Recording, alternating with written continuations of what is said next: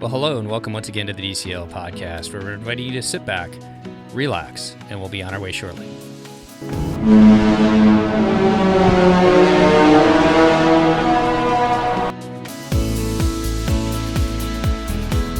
Well, welcome back to the DCL podcast, your podcast to help you and your family cruise a little smarter. And I'd like to welcome back to the show our co-host from Detroit, Michigan, from Pack Your Pixie Dust. How you doing today, Christy? I am well. How are you, Steve? Not too bad. Are you still cold? You know, I'm not today. We had a little fake spring, and then it hasn't gotten super cold again, so it's not bad. It's a nice, mild day. And I'm super excited to head down to Florida, where it's a little bit warmer. And welcome to the show as well, Shannon from Miami. How are you doing today, Shannon? I'm doing good. Well, I really appreciate you being on the show. I know you did a lot of work over with Chad Pennycuff over the DVC community over there and are on that. So I was really excited when you reached out and wanted to talk to us about your recent cruise on the Disney Magic. Yes, absolutely. I mean, I love being on my DVC points. I love talking about DVC. And this was only my second Disney cruise, but I am definitely hooked. And we're going to get into that in just a second. You know, we are recording this March 12th, 2020, and it's been kind of a gray area over the last couple weeks, hasn't it, Christy, as far as the travel and the cruise industry? It's bananas. That's the only way I can describe it right now. The whole travel industry is a little up. It's upended. Yeah. And honestly, living down in Miami, I'm sure you see it firsthand, kind of the reaction to the cruise industry down there, right, Shannon? Yes. I mean, actually, you can see the port of Miami from my office building. And I think last week, people were looking for cruise deals. They're not doing that as of today. So it's definitely changed. There's been definitely a shift in the last even 24 hours. I was listening to a podcast today, and they were kind of talking about like the market. I listened to a lot of market stuff, and they're talking about this feels a lot like 2008, kind of that hopelessness or doom and gloom and everything like that. And I guess the one thing that I try and take away from that experience living through that is that at some point we're going to move through this and things are going to get back to normal. And what I really want to do today is bring out a show to you guys and talk about your cruise, Shannon, and just the magical time you had on the Disney Magic, with no pun intended. And just or pun intended.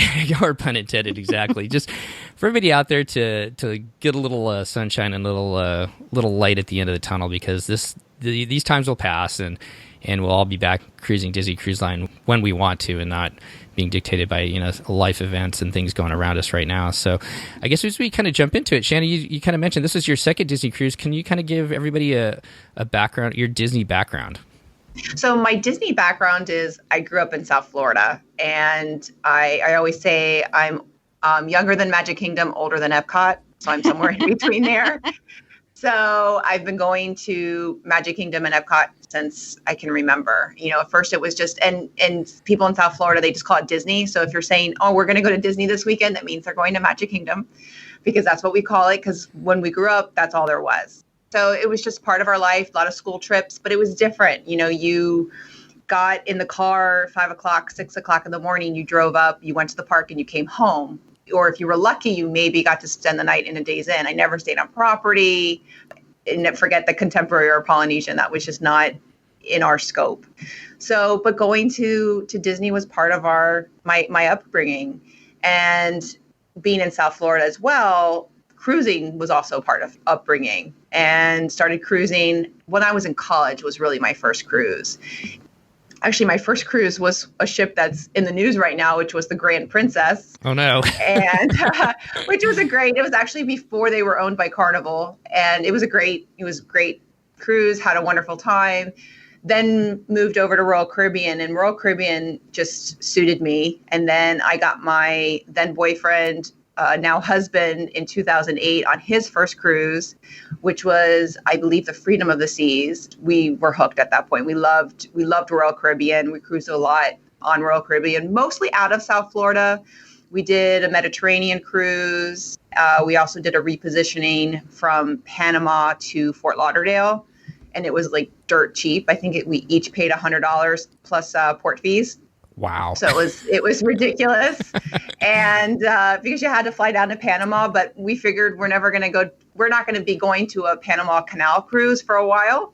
So we got to go see the locks and see ships pass through the Panama Canal. And then we just got on the ship and came home, essentially. So we loved Royal Caribbean, but when it came time to celebrate my son's first birthday, I didn't want to throw a big party because all my friends that have done that, they just look exhausted and they don't enjoy their child's first birthday. Mm-hmm. So I said, I want to go on a Disney cruise. I want to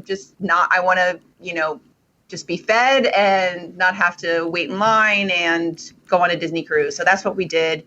We ended up tagging on 3 nights before the cruise to Walt Disney World, which was our son's first trip to Walt Disney World as well.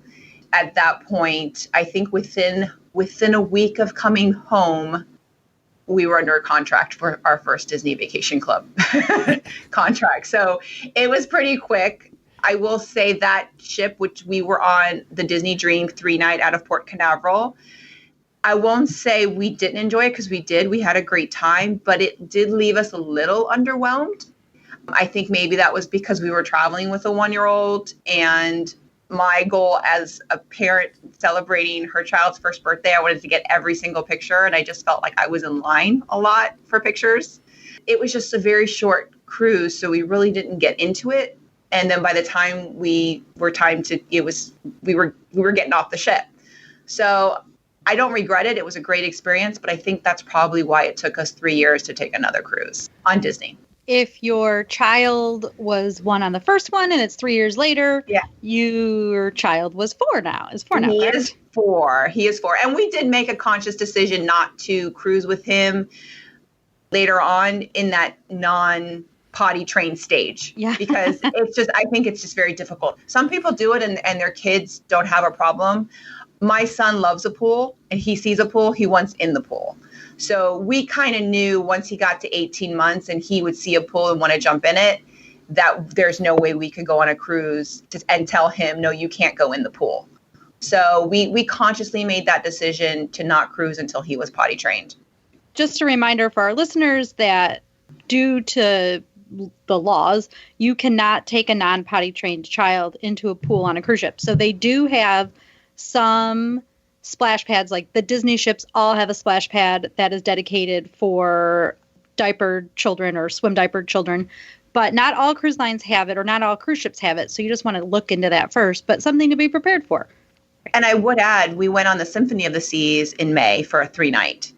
Their splash pad has relatively small slides. They're pretty small. They're smaller than anything you would see at a Disney resort. Our son loves slides. Not so much, he's not really keen on splash pads, but loves slides. Well, the minimum height requirement for those slides on the ship were 42 inches. Oh, no. Which was, it just didn't make sense to us. That's crazy for the size of the slide, right? Right. I mean, our son is now 41 inches and he's a little over 4. So you're talking about probably at least a 4-year-old needs to use those slides in the splash pad, which is really the area for the kids that can't use the pool. So I love the Oasis ships, but that was my biggest complaint because we just we had nowhere to go. Mm-hmm. And I mean, he was potty trained at that point and we were able to use the pools, but it was very inconvenient because he really wanted to use those slides and they were small, which also didn't make sense because, like, again, the slides on Coco Cay and the splash pad, the height requirement was 36 inches. So, I don't want to talk about Royal Caribbean, but that was something where Disney definitely won out. There was so much to do on the Magic for our son. That's a huge part about travel when your kids are smaller, is kind of understanding what they can take and what you're willing to do. And so we fast forward 4 years ahead of time. What made you guys decide to go on the Magic? And this one was a Marvel Day at Sea as well. What made you decide to pick this cruise finally, Shannon? So I love the Diz Unplugged and Tim Tracker. So I watched them on YouTube. And they were both invited to a Marvel Day at Sea cruise sponsored by Disney last year. I think it was the first one of the season. And I started watching their coverage and I told my husband, I'm like, he would love this because our son was only 3 at the time, but he was obsessed with Spider-Man, still is. And we had just gone to see Marvel Universe Live, which was a really cheesy show, but our son loved it. I just kept watching the coverage and I just kind of kept needing it at my husband and saying, I think we need to do this. It leaves out of Miami. We don't have to drive anywhere. We don't have to travel. finally we looked at the dates, and the date in February worked out. We looked at the ports and we're like, okay, this one goes to Key West. My husband really wanted to go to Key West, which is ironic because we ended up not getting off the ship in Key West. But it just worked out. And that's when we decided to book it. We booked it for the Marvel Day for our son. Because when we go to Disney, it's a lot of princesses. You don't get Marvel in the Florida park. So we thought this was a great opportunity. So you stayed in your house the day before the cruise, but do you have advice, being a local, where to stay if somebody was coming in for the cruise? I do. So Miami typically has 2 downtowns. So there's downtown Miami, which is closest to the port, but there's also the Brickell area. And it's just a little further away. Literally, it's just a tiny bridge that separates it. And the Brickell area has a lot of great restaurants, decent nightlife, and the most important, it's safer to walk around at night. I wouldn't recommend, while I don't think downtown Miami is unsafe, I personally would not walk around here at night. When I suggest hotels, and we had a Facebook group and I was suggesting hotels, look in the Brickell area, and they also sometimes can be cheaper. And the Uber ride is not going to cost you much more. It may take you maybe 5 or 10 minutes extra to get to the Port of Miami. The one hotel that I recommend is the Hampton Inn in Brickell. is a great option. I love the Hampton Inns because you get the free breakfast in the morning too. So it's a nice one. We have our conferences there. Perfect. Included, Steve. Included breakfast. You're gonna years from now, you're still gonna be telling me included, aren't you? You know, everybody out there listening is all saying included. Well, before we jump on the magic itself, what were some of the things you guys were able to book ahead of time for the Marvel Day at Sea, as far as meet and greets or anything like that, Shannon? That was one thing I learned from my Facebook group, was that I knew the booking, we were Silver now, so the booking opened 90 days before.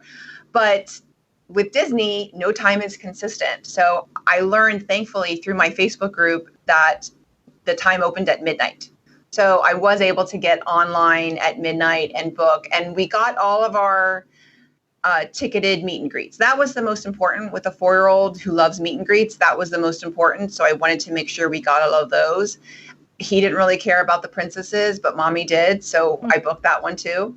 And we got all of those, and the cabanas were already gone, which was not a surprise. I also booked a tequila tasting for my husband and I during Marvel Day at Sea. That ended up not working out, but but that was all we booked. I mean, we didn't really book much else. Okay, so you guys get to the port. You guys are on the Magic the first time, a little bit smaller ship than the Dream. What were your thoughts as you stepped on the Disney Magic, Shannon?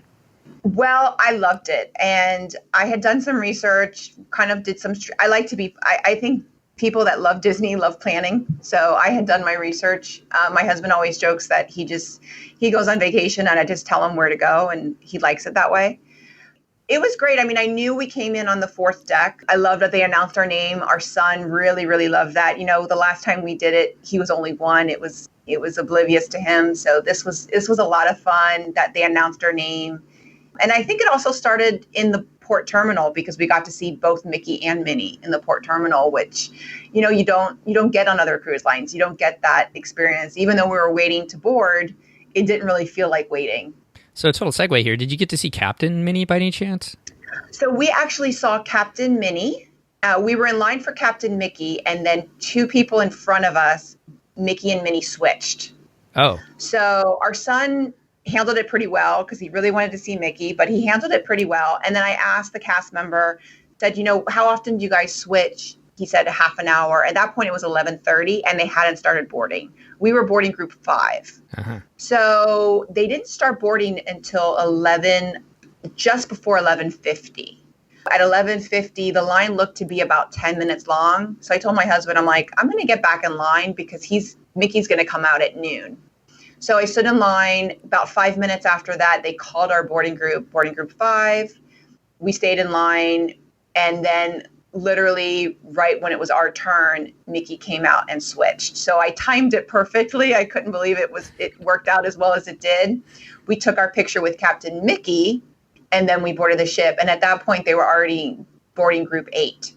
So we maybe lost like 10 minutes, but if you saw the line for Captain Mickey later on the ship, we saved a lot more time because the line was a good half an hour to see Captain Mickey on the ship. Well, that worked out just perfect then, didn't it? It did. So, well, you guys get on board the ship. You said you did a lot of planning. How did you guys spend that first day on the ship? What were the things that you wanted to do? Did you head up to Cabanas, or did you guys jump in the pool with your son? Did you guys end up doing? I am not a pool person on the first day, mainly because I don't want to have to wash my hair again. Our plan was to get to guest services to put our name. That was the first thing. Get to guest services to put our name on the wait list for a cabana. And the plan was to go and eat lunch at Cabanas. When we got down to the deck 3, I realized, oh, that's Lumiere's. That's the restaurant that's open for lunch. Let's just eat here. So we ended up just going there, getting a table, putting our stuff down, and sitting down. And then I went to guest services, which was literally right outside the door. So that really worked out well. I put our name on the list for the cabana, came back, and we had a nice lunch. And it was really worked out perfectly. There was never really a long line either. I would say, because we were positioned right near the front entrance, we maybe saw 3 families at most waiting to be seated. I thought it was nice and relaxing. My son got to color. We enjoyed it. It was a great meal. It was a great way to start our vacation.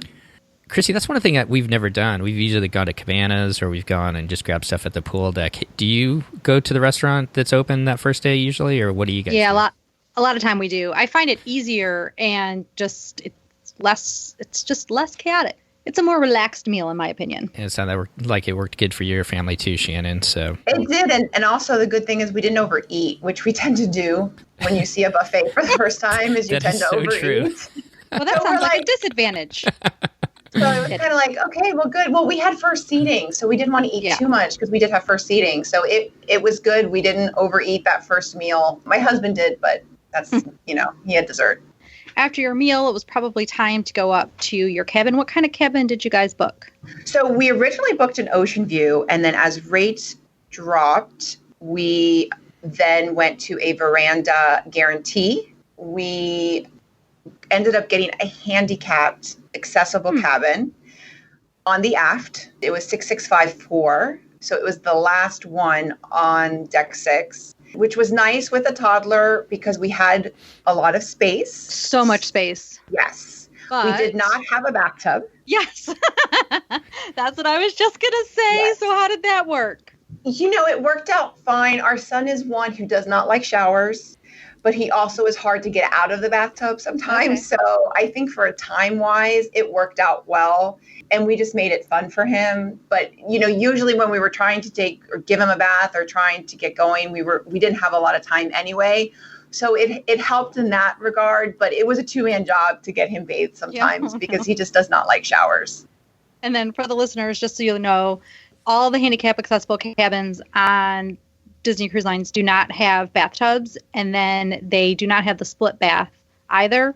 And then the other thing that's different about them, they don't have that curtain that goes across the cabin. Right. So, and this particular cabin had no dresser of drawers, so we had no drawers. Oh. So I tend to bring a lot of hangers anyway, so we had a lot of stuff that we hung up. But for bathing suits and stuff, we ended up just taking one of our carry-ons and using that because there was just no drawer space. There was nothing. So that was the only thing. I'd seen pictures before, and there seemed to have been a dresser of drawers. I don't know when that got removed, but it was fine. We had so much space. It was fine. Well, that's good. My mom is typically in a handicap accessible cabin, and she always has some sort of drawer space, but that is definitely something to be conscious of. Right. Any other advice, Shannon, for somebody who may book that room as far as just storage techniques or things that helped you guys out over the course of your cruise?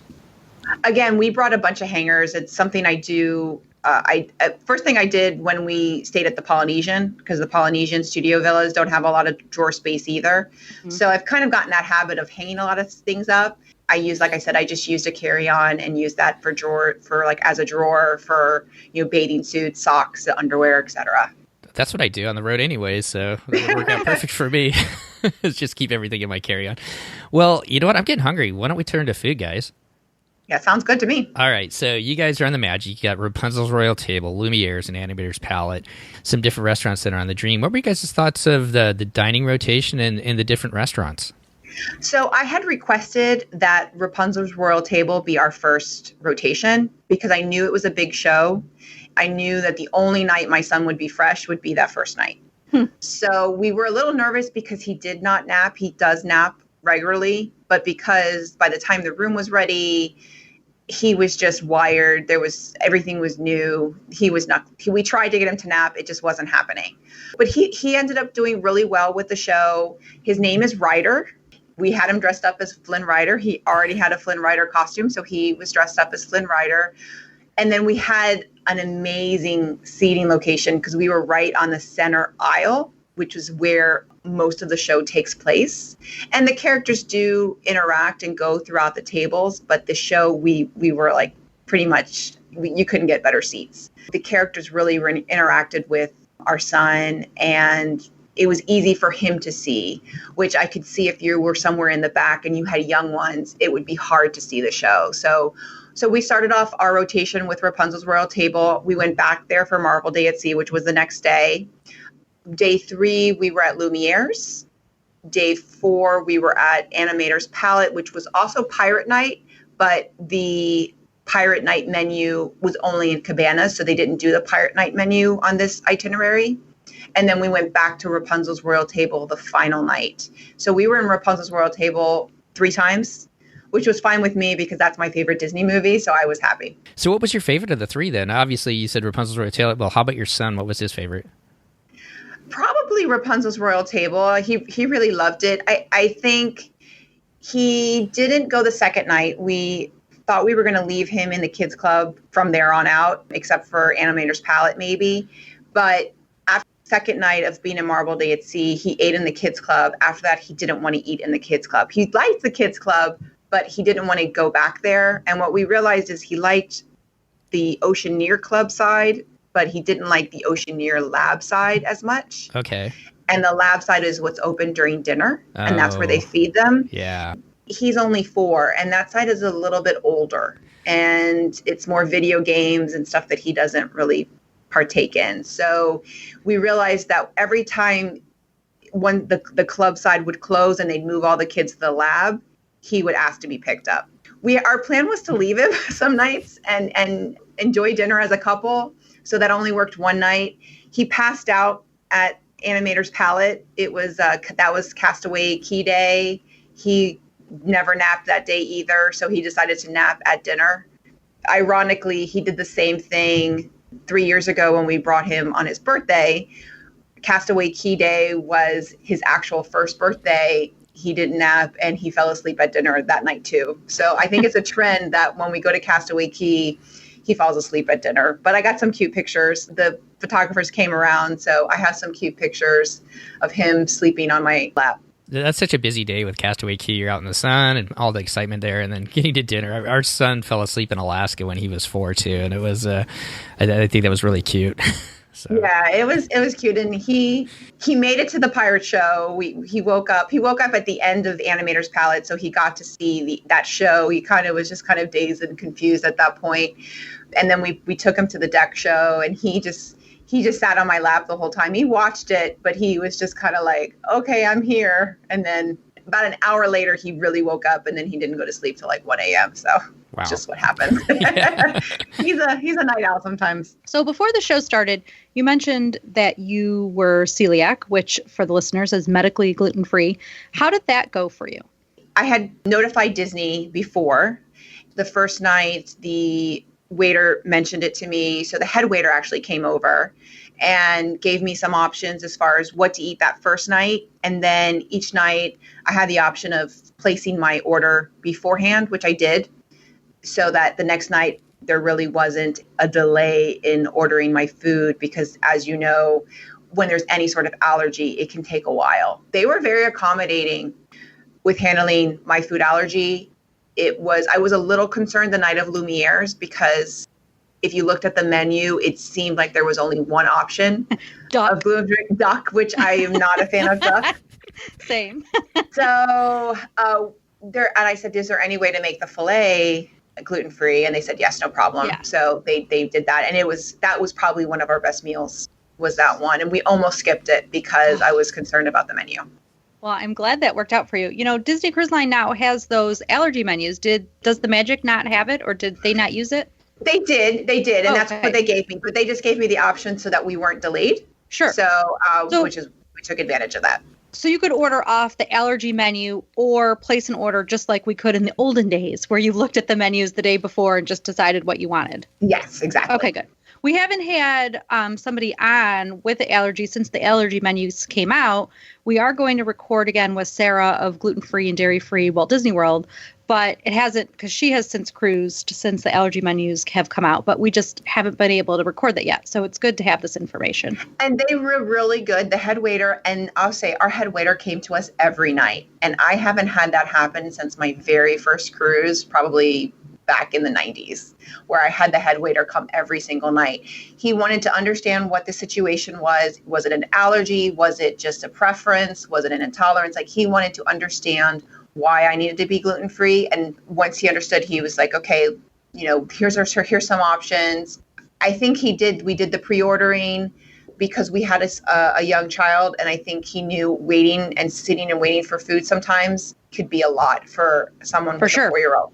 So I think they did. I don't know if they do that with everyone, but they gave me different options. And I said, well, I know what I'll want the next day because it's not going to change. I'm not adventurous eater. I kind of eat the same thing. I'm not a foodie. It doesn't take a lot to please me, but it was great. It was fantastic. But you also didn't want all duck all the time. That one menu, we joked about it with Sarah, but it's like a duck appetizer and then a duck main dish. Yeah. Really, who eats this much duck? And I'll say I remember having the fish. I can't remember what kind of fish it was. I had the fish the night of Rapunzel's Royal Table, which was not something I normally would pick, but it just sounded really good and it was delicious. So usually I'm more of a meat eater. And I decided to go with the fish that night, and it was really, really good. Well, good. What meals did your husband and son really enjoy, or how'd they feel about the food? Well, my son pretty much existed on mac and cheese and pepperoni pizza. He's not a big eater, so toward the end of the cruise, he was barely eating, and I think it was just because there was so much to do. It was almost a struggle to get him to eat sometimes. Oh, and he ate Mickey waffles. So he pretty much just ate carbs for 5 days, but he doesn't really get that at home. We're pretty strict with him at home. My house is gluten-free, so he'll eat gluten at school, etc. But at our house, he doesn't get any of that good stuff. So he was pretty much eating whatever he could. He had ice cream one time, but we don't, like, again, we eat healthy at home. So he didn't go crazy. Like, he had ice cream one time and that was fine. And then he was good.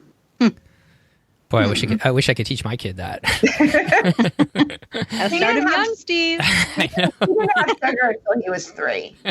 He didn't have much sugar until he was 3. So he'll have a little bit of sugar and then he's like, I'm done. And he'll have like 3 bites and then he's done. So I'm blessed in that regard. You kind of pick your battles, and our son eats broccoli like it's no tomorrow. So we're happy that he eats that. So. Yeah. And then there was one night where he stopped eating at the dinner because the timing, even though first seating, I think if I did it again, we would do late seating because of the days. Even though he's young, I almost wish we had done late seating and just done longer naps in the afternoon because the days did go long. You live and you learn. There was one night where he was like, I'm hungry, and it was 11 o'clock. So we're like, room service, okay. And that was something that we didn't have on Royal Caribbean because Royal Caribbean, you have to pay for room service. On Disney, it's free. So we ordered chicken tenders, and my husband was like, well, if he's going to order chicken tenders, I'll have some too. You might So as they well get both something else, right? Yeah.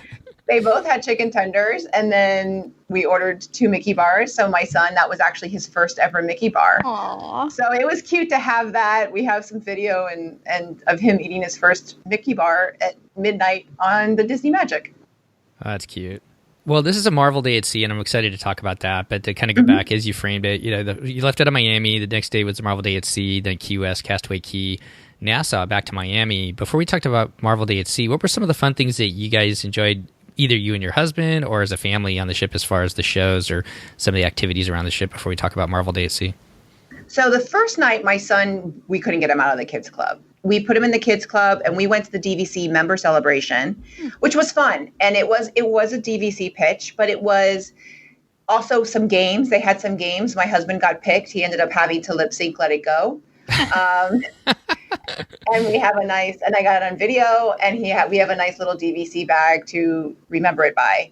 But it was fun. They also raffled off $200 shipboard credit. We did not win, but it was fun. And they also had some free drinks. So the only free drinks I think that are offered on the ship was that first night at the DVC member celebration. So it was fun. It lasted about a half an hour.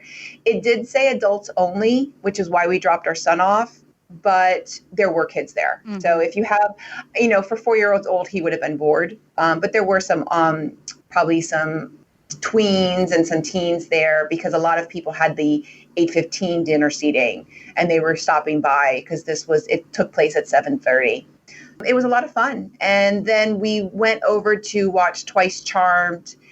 I really couldn't get into it. And then so we left, and we just kind of walked around. We went to the Promenade Lounge, and I had heard about the Sommelier Bin, and I love wine.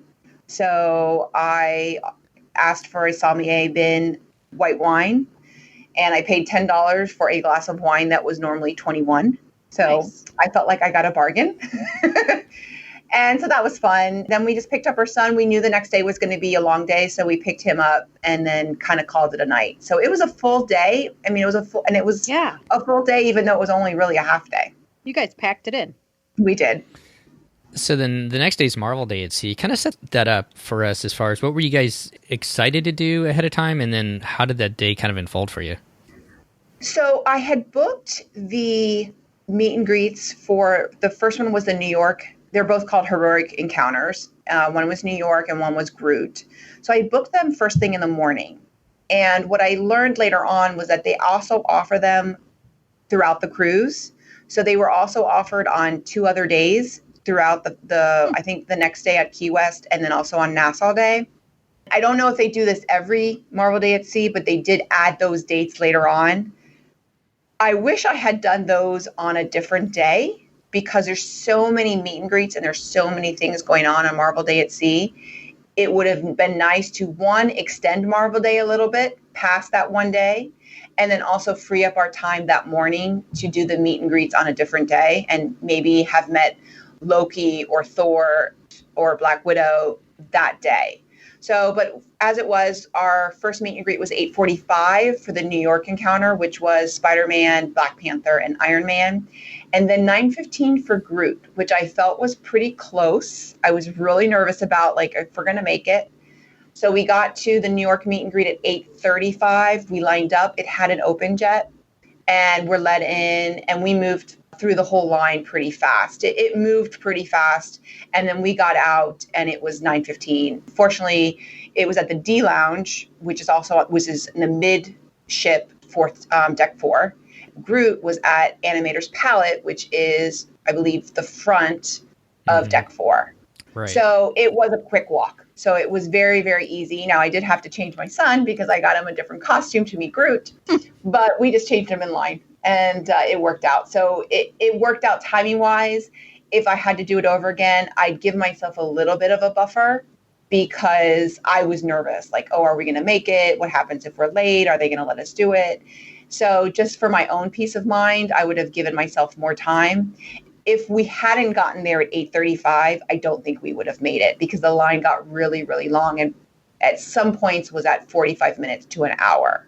So we got through, and we moved it pretty fast, 20 minutes. So I would say if you have a meet and greet early in the morning, get there 10 minutes before so that you're at the beginning, because the line was already pretty long by the time we got there. Are these meet and greet experiences just and I think Star Wars is this way, it's just like almost every other one, but it's just these particular characters. So you walk up, they could potentially sign something, you take pictures, you have a couple minute experience with them. Is that how that works? It is. And I would compare it to how the old character spot was at Epcot with Mickey. Oh, right. Because you move from one to the next. That's how it is. And each has a photographer. There's someone that will take a picture. I will say we bought the unlimited digital package. So I didn't even I took video with my cameras, but I didn't take pictures.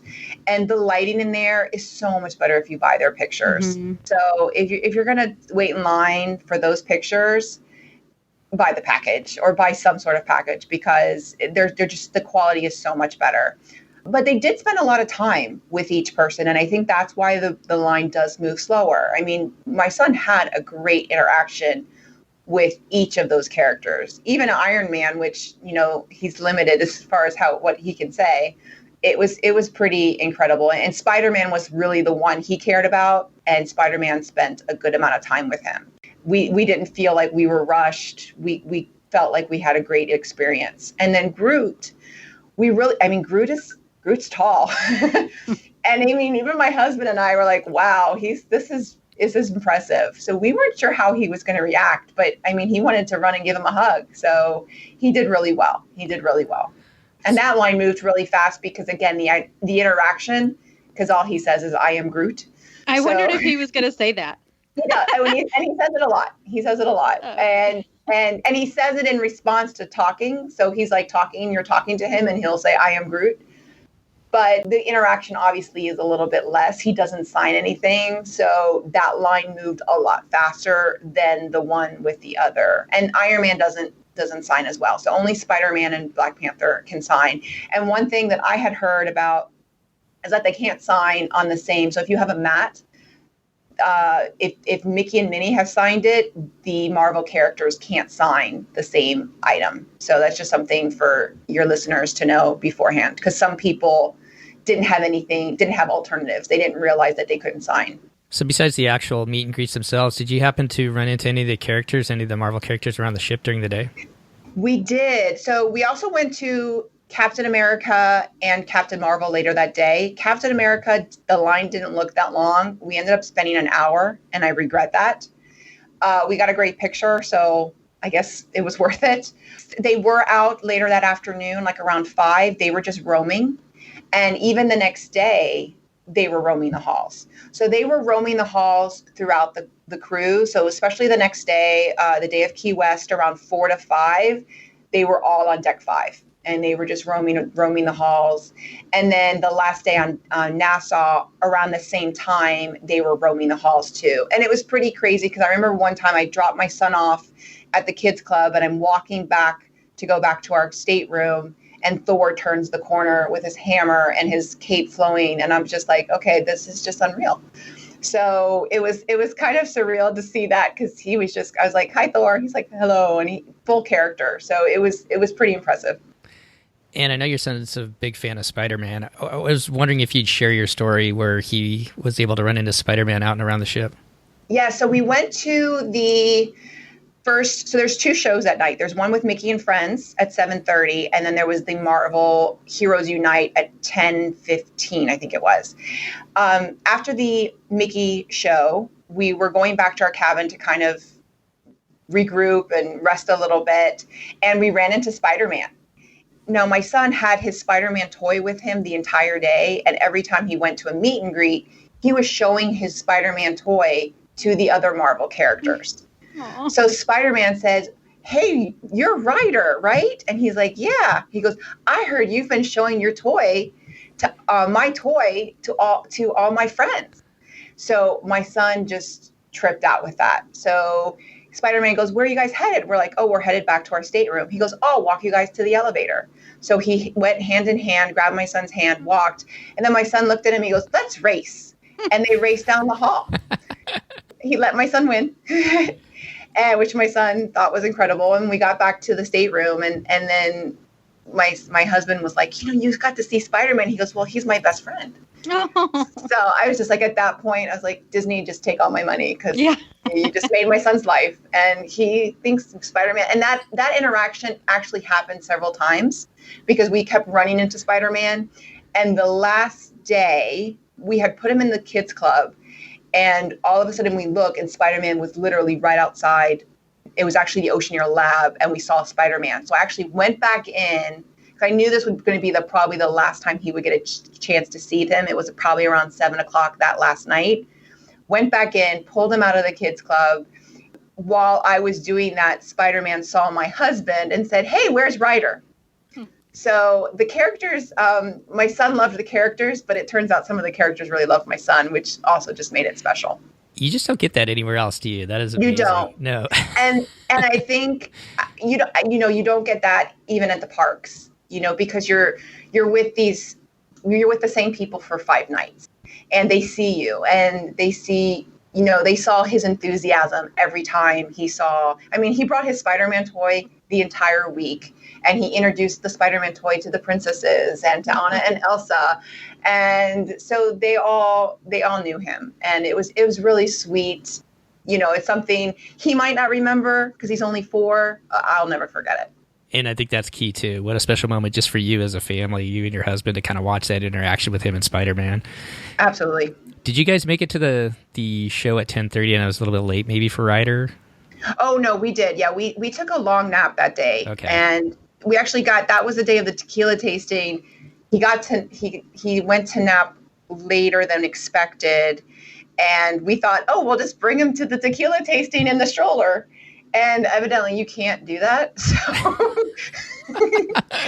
which I get. We didn't argue. We're like, okay, we just thought because he was sleeping we could bring him. But they said, no, you can't bring children in there. So which made total sense. Christy, they don't have a rider switch, like a tasting switch that you can do? They should. Right. But, I will say we went to guest services and they refunded our money, no problem. So, because I was like, I don't need, and because the gentleman said, I don't know if they'll give you your money back because you didn't cancel.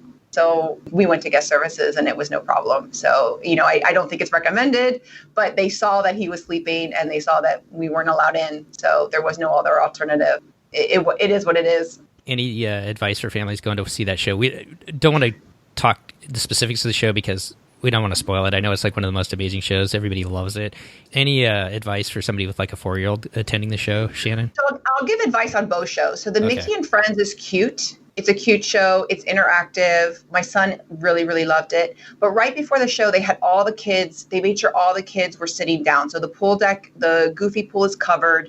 That's kids only area. I had gotten there half an hour early and was right on the side of the pool. So I had a great spot, and they had all the kids sitting down. The first thing they do when the show starts is all the kids, okay, everybody stand up.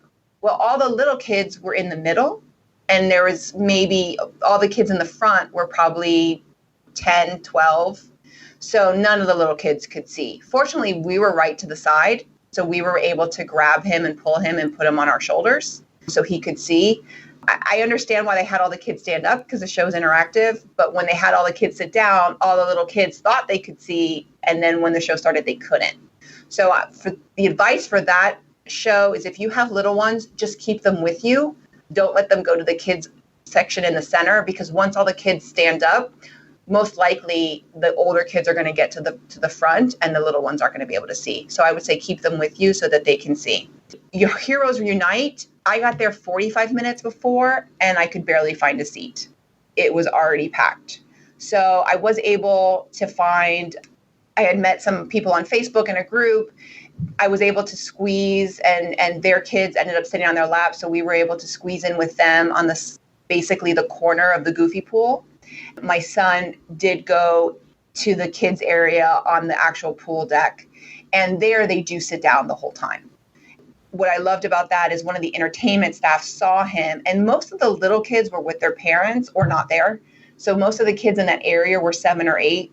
This entertainment staff saw him and saw he was, just littler than everybody else, grabbed him and pulled him to the front, which I thought was really nice. And we watched it. He didn't even know we were watching him.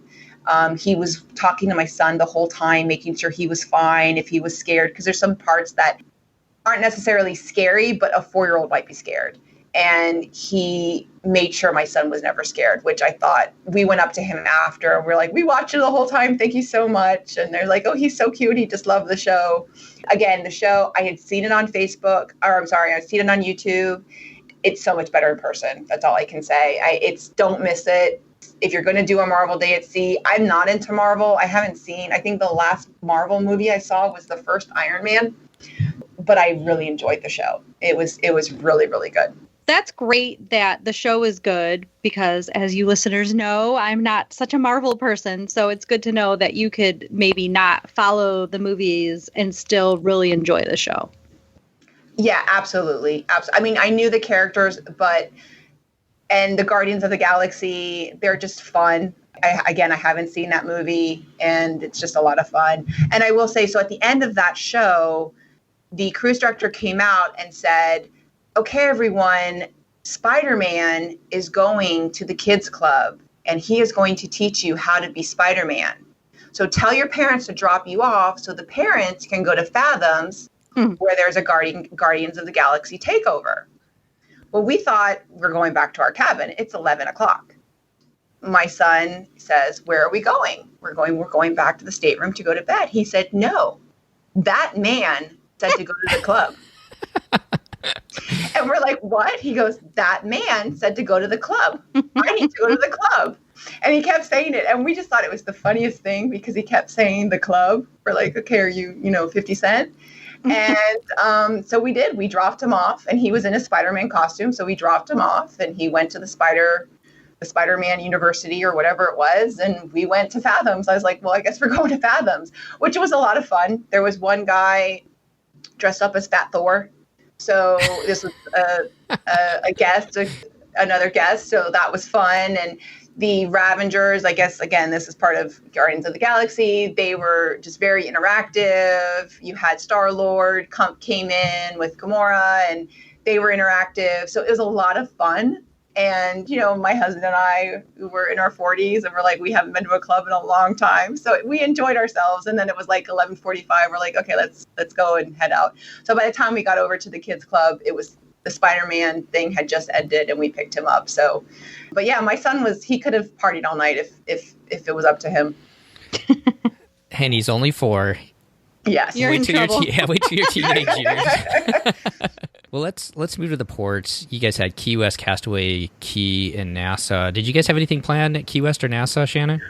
We did have something planned for Key West. We were going to get off and rent a golf cart, but we realized we were paying a lot of money to be on the Disney Magic, so we were going to stay on the Disney Magic. Being 3 hours from Key West, we could go there anytime. It ended up being great because the ship was empty.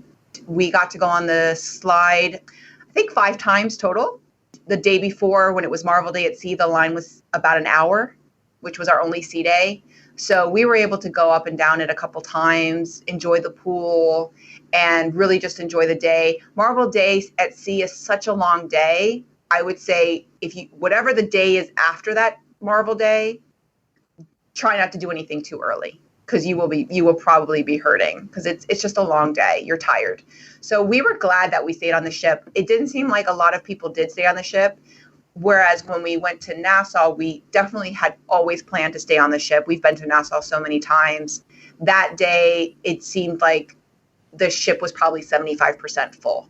So it didn't seem like it was when it was Key West, where it was pretty empty. Well, I guess let's turn to Christy's favorite place, Castaway Key. And I didn't ask this earlier, but you had stood in line to get a cabana, I guess. Yes. Did you get that cabana? We did. What? That's fantastic. Yes, we got a cabana, and it totally made all the difference. Now, we're only 3, so I had found another family with a son that was about the same age as my son to share the cabana if in the off chance we got it. So it was someone in their Facebook group. She says, absolutely, we can split it. So I did learn you can split the cabana with another cabin, so we didn't have to try and exchange money or write me a check or anything like that, Venmo. Disney was able to split it between our rooms, so that was very easy. She got a packet, I got a packet, and that really worked out well. We got called, so that was on day 4. So the night of Key West was when they called me. So 2 days before, they said, we had a cabana. It's cabana 20, which was the last regular cabana. We were next to the family cabana. So they wanted to make sure I was okay with that location. And I said, well, if it's the only one available, I'll take what you got. It really wasn't that bad of a walk. I mean, it looks from the ship, it looks like it's a long walk, but when you're walking, and it's not that bad. And there's a bathroom back there that's not far away. And it's right. quiet. The bathroom was between 16 and 17. So it was fairly close. We ran the 5K. So we dropped our son off at Scuttle's Cove before going to the 5K. He had a ball there. We did the 5K, and when I went to pick up my son, he was just head to toe sand. It's just basically, he was sand in his hair, sand in his ears, sand in places that you don't want to know.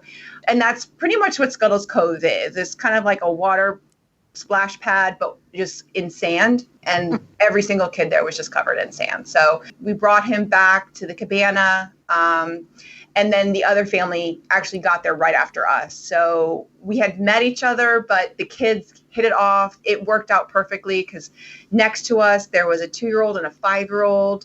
Her son was 3.5. My son was 4. Next to us was another 5-year-old. So they were all playing. It was great. And then a storm came through about 12 o'clock. So we saw it about to come, and we went and grabbed food, brought the kids in, and we were able to get food and bring it back to the cabana and eat. We had gotten a bottle of sparkling wine, so we had it between the 4 of us and let the kids play. They were just playing. We had brought some toys with us, so they were playing in the cabana, and let the storm pass over us.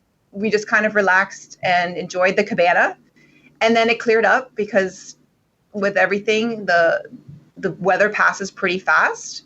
And then enjoyed the rest of the day at the cabana. And that had happened to us when we went 3 years ago, but we didn't have a cabana, so we went back to the ship. When we left Castaway Cay, which was about 3 o'clock, we decided 3 o'clock we were pretty much done. It was empty. I mean, Castaway Cay was empty, and they said, no, everybody had left. And we heard later on that the ship was packed. The movie theater, they played Frozen 2 at 3:15. It was full to capacity. They had to turn away people because they couldn't get seats. It was the ship because there was nothing else to do because the pools were closed because of the weather. So we were very, very grateful that we had that cabana because it gave us a place to kind of retreat while the storm passed over. And then we were able to enjoy the beach. So I don't know if I can do Castaway Cay without a cabana again because we were totally spoiled. And my husband kept saying, is this worth the money? Is this worth the money? And then he goes, oh, this was worth every penny. Mm-hmm. And again, we split it with another couple. So that lessened the blow a little bit too. So I just have one question. Christy, when's your double dip? See, now that we know that we can share cabanas, we can come on that double dip with you. There's a limit to how many people. I'm sorry, Steve. I just don't think that you guys would be able to fit. Yeah. Well, how cool is that? You guys have Castaway Cay to yourself, your own private island there in the afternoon. What a magical day. And your own private island. Yeah. Yeah. And we went back. The reason why we had it at 3 is because we had a 5 o'clock pirate makeover for my son. So I don't see a lot of information about that for people that have boys, the pirate makeover. So my son loved it. That's all I can say. I mean, he was afraid to get makeup on his eyes because he thought it was going to hurt.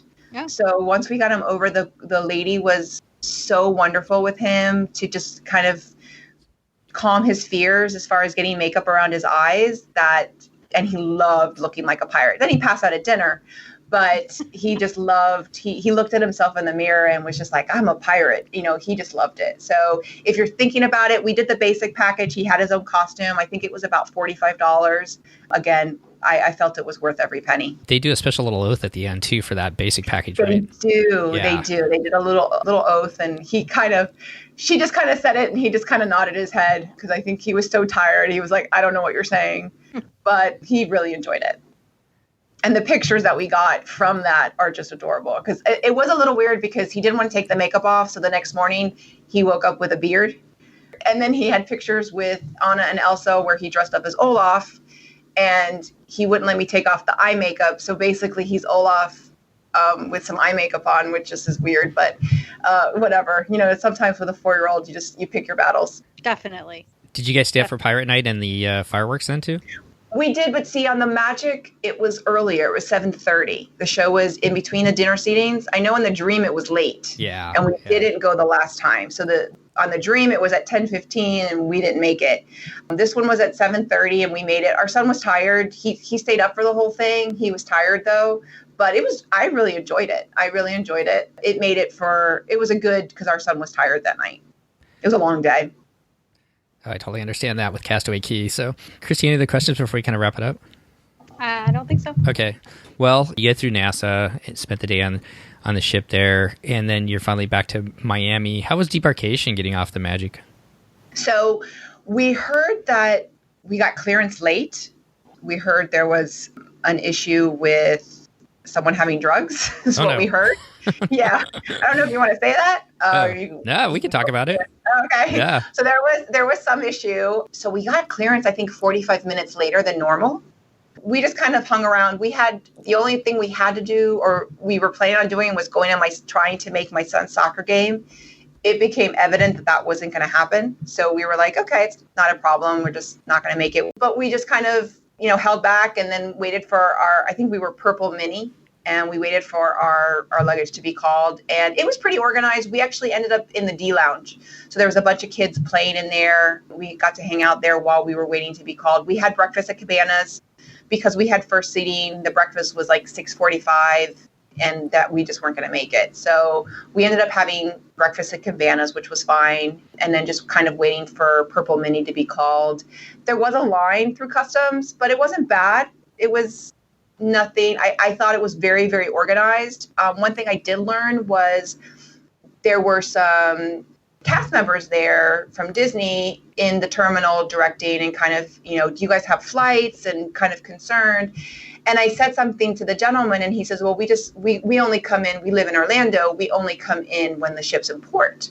So Disney Cruise Line actually flies down cast members that work for Disney Cruise Line every time the Magic's in port in Miami to work the terminal. And they were really conscious of trying to get people who may be late for their flights because of the delay to get them through the line faster. So I thought that was really good. I thought it was fascinating that they have people come, because you figure that the Magic's in port every 4 and 5 days. So they're doing this, they're flying people back and forth every 4 and 5 days.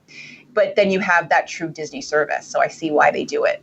There was one person in our group that did miss her flight, but I think her flight was at 10 a.m. So she was probably pushing it anyway. I think, Christy, you probably could answer it. They recommend not having a flight before 11. Is that correct? Yeah, it's either 11 or 11:30. Yeah, so she had an early flight and she did end up missing it.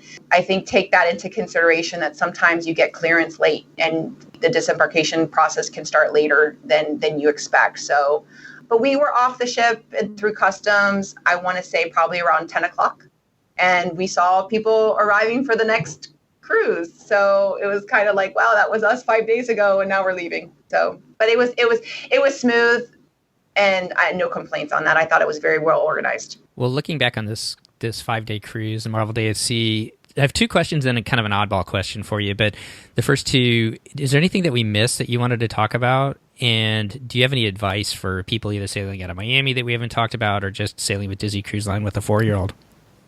So I think with Disney Cruise Line, we love 3-night cruises, but I don't think I would do a Disney cruise a 3-night again. And I think it's just because Disney has so much stuff, it's hard to pack that into really only 2 full days of a cruise. So I don't think I would do it unless it was, dirt cheap and someone gave it to me. I'm not going to refuse it. But I think if I were going to do a Disney cruise again, it would definitely be at least 4 nights. I thought 5 was a great amount. It wasn't too long. It was a little shorter than a week. We didn't feel like we felt shorted. We felt like we got to do everything that we wanted. I also liked the classic ship 4. We love the Oasis class on Royal Caribbean because it gives us a lot of options and you never feel crowded. I felt crowded a little bit more on the Dream. And I think because there's so many activities with Disney, the classic ship made it easier to go to and from certain activities. Whereas you weren't running, if something was in the aft part of the ship and you were at the front, you didn't feel like you were walking a mile to get there. It was just, it was a short walk. So everything felt very within reach, especially since our cabin was on the aft. If something was at the front, we didn't feel like it was really a far walk. So that it made everything a lot easier. Other than that, I would say plan, but don't plan like you're going to Walt Disney World, because you're not going to be able to do everything, especially on Marvel Day at Sea. We knew what was important to us, which was certain meet and greets. But when it came to Loki and Thor and Black Widow, those weren't important to my son. So we just kind of like, if we saw them, great. We got some pictures of him and Thor in the hall, but we didn't stand in the line for the meet and greet.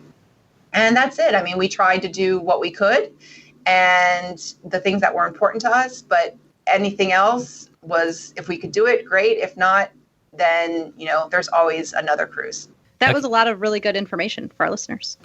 Well, thank you so much, Shannon, for coming on. And, thanks for having me. Yeah. And before we get out of here, I know that you are a regular on My DVC Points yes. podcast with Chad. Where can people kind of follow along with you, in the Disney community? So I have, you can always find me there on the community. I'm pretty active in that community. I also have my own blog, DisneyDays.com. So I will be updating. I haven't written yet about our cruise, but I will, and I will be posting. And then I also started a vlog. So the cruise I've been toying with the idea of doing a vlog on YouTube. I have a YouTube channel that's been around for about 9 years. Strangely enough, I have 2,000 subscribers without even really putting out any real content. So I decided that this was the catalyst to do so. So I have 2 posts right now, day 1 and day 2. Those are my first 2 posts that I'm going to be posting probably once a week. And it'll be not necessarily Disney cruise related because this was our first. And right now we don't have it. We did get a placeholder, but we don't have another one booked. But a lot of Disney and probably Disney Vacation Club related, like, what resorts are good for people with toddlers and stuff like that. So you can find me on YouTube. It's Shannon Ford. And then Instagram is also another place, which our Instagram handle is Disney Days Family. So those are 3 places that you can find me. Perfect. And I don't know about you, Christy, but I just can't get enough DVC stuff right now. So I love all the stuff that you guys are putting out about DVC, the different resorts, people's thoughts about staying at the different properties. So thank you so much for all you do there. Thanks. Oh, it's so much fun. It really is a community, and it's just a really great community, especially when you have questions. And I had posed on one of the live shows, hey, I'm going on a Disney cruise. Does anybody have any tips? And it was someone that contacted me through Facebook about getting on the wait list for a cabana. So they said, if you can get a cabana, and they told me what I needed to do to get on the wait list, and that Disney usually holds 1 or 2 back for concierge guests to book on board. And then if they don't get booked, then one may open up to other guests that are on the waiting list. So that was something I learned from someone just reaching out from the live show. So it's a really, really great community.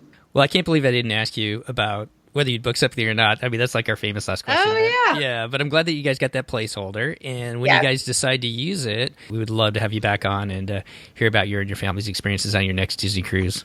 I'm also very fortunate that we're Florida residents, so I'm already scouring DisneyCruise.com and looking for Florida resident rates. So we may be booking before using that placeholder as well. Well, perfect. Well, reach out to us, let us know, and I'm sure we'll stay in touch through social media and everything else. But thanks again, Shannon, for taking time today to tell us all about your family's 5-day cruise on the beautiful Disney Magic. Okay, thank you. Well, that's going to wrap up our show today. Once again, I really want to thank Shannon for coming on and sharing her and her family's experiences as they sailed aboard the beautiful Disney Magic out of Miami, featuring a Marvel Day at Sea. And we'll look at the show notes below. I'll have all her links so you can follow her over at My DVC Points Community with Chad Pennycuff and all the rest of the places you can contact Shannon.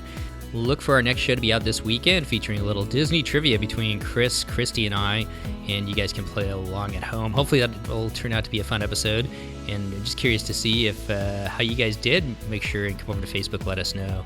So if you would like to come on our show, you can always reach out to me, Steve at DCLpodcast.com, and we'll get you lined up and set up in the queue to talk about your past Disney Cruise Line or Adventures by Disney vacation. So between now and our next show, probably not too many people are heading out on their vacations because everything's shut down, so there's a little bit of a misstep on my part. But on behalf of Christy, Chris, and I, Steve, we just want to wish you all to be well out there, and we know that we will all be out there sailing soon on the beautiful Disney Cruise Line ships and out there reliving our next adventures. So all the best to everybody out there. Be well, and we'll see you next time on the DCL Podcast. The DCL Podcast is not affiliated with the Disney Cruise Line, Walt Disney Company, Adventures by Disney, or Run Disney. All of the opinions expressed on our shows are those of the hosts and the guests who appear on the show. If you have any questions about any of these products, please contact the Walt Disney Company.